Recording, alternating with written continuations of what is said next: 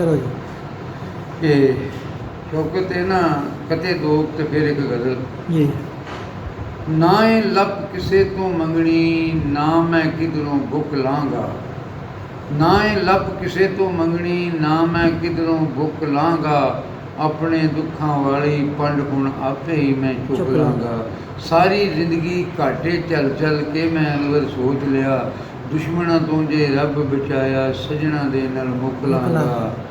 ਤੇ ਦੁਸ਼ਮਣਾਂ ਨਾਲ ਮੁੱਕ ਲਾਂਗਾ।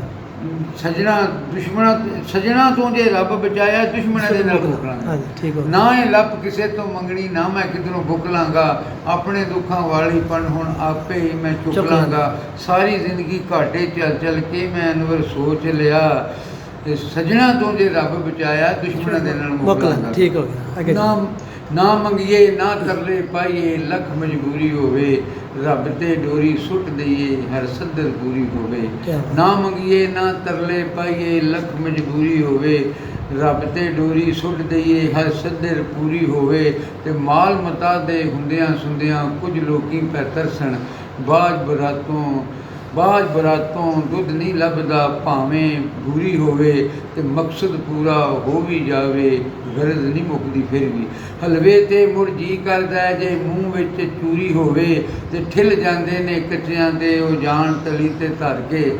ਜਿਨ੍ਹਾਂ ਦੇ ਲਈ ਸਜਣਾ ਦਾ ਦੀਦਾਰ ਜ਼ਰੂਰੀ ਹੋਵੇ, ਤੇ ਕਦਰ ਘਟਾ ਦਿੰਦਾ ਏ ਇਹਨੂੰ ਰੋਜ਼ ਦਾ ਆਉਣਾ ਜਾਣਾ।